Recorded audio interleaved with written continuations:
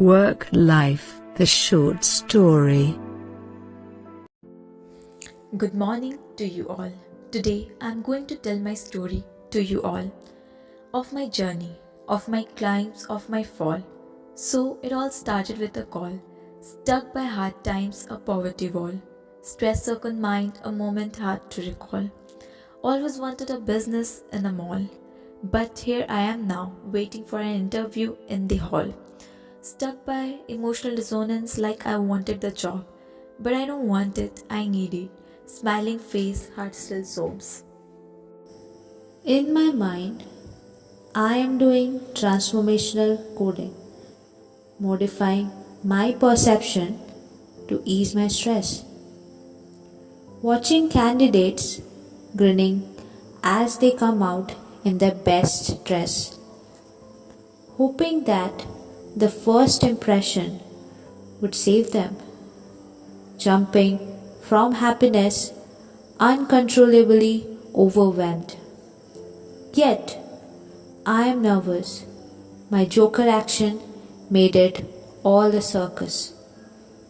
Seeing a man so worried, all became very nervous. Soon, it became emotional contagion. I gathered my all, kept all my emotions aside, my need for existence at top, negatively at height. Had to get selected as it was my psychological need that brings me here. I'm a man, they call me type A, as the rules I adhere, and I employ I wanted by all, as I'm sincere, but I could not make myself happy ever since I'm here. The other day, I saw my manager at my table, trying to feed me with the things of which I'm capable. He says to me, in me, he saw his projection. I felt like he pursued me the way he wanted, ignoring the way the situation. I had to speak highly of him to keep my impression, but none I could tell that it was my depression, working for living and not for my passion. He went on with his high expectation from me, as if he wanted to Pygmaliontize me. Somewhat it startled me up too, as I felt highly of myself now too, felt a force inside me who pushed me to the top, a force of motivation which never wanted me to stop. I now felt like something and climbed up my ladder, as achievement became something which now I wanted better. It still mystifies me how an extrinsic motivation turned into intrinsic. It still mystifies me how badly I love my job, which once I was sick with. Yet the overconfidence took over me. I perceived the external attribution theory. Felt like perfect, always blamed others, exposing others but one's fault under the covers. As I climbed the ladder, the selfishness hit me badder. Played the self-serving biases. What would serve me was burnt in ashes. With my ego, now down I fall, back to the start as I can recall. Had motivational problems now, thought that my efforts wouldn't result in rewards anyhow. I was burning in the feeling of disgust. As before anyone else, I broke my trust.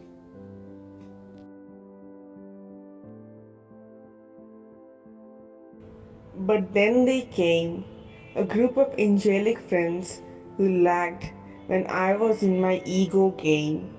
Oh, what a social support I witnessed, which I never had before.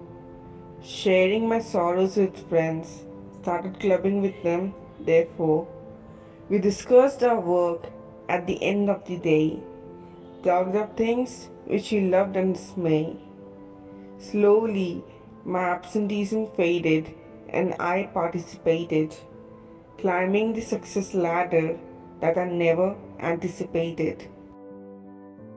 But one day he comes to me and said, I am egoistic and stuff. I laughed it loud and I thought it would be a bluff. Slowly the fire sparkled up and I thought it was enough. Both of us fought aggressively, but time healed all surprisingly. I noticed myself extremely busy. The stress motivated me to work until dizzy. And now I see myself intensively motivated, dedicatedly directed, and persistently persistent. And now I see myself consistently consensus, the general manager, as I did adjust. But now at the top, I cannot see what I used to see. Unfairness at its highest degree. Yet I had seen people shine through the feeling of inequity. Yet I had seen stereotyping at its ambiguity. Yet I have heard comments being passed, such harassments, which would give harassment when talked about. I have seen a qualified black man being thrown out, yet there exist the darkest colors inside the rainbow's brightest colors. And now it's time to sign off, as there are so many seasons I have seen off.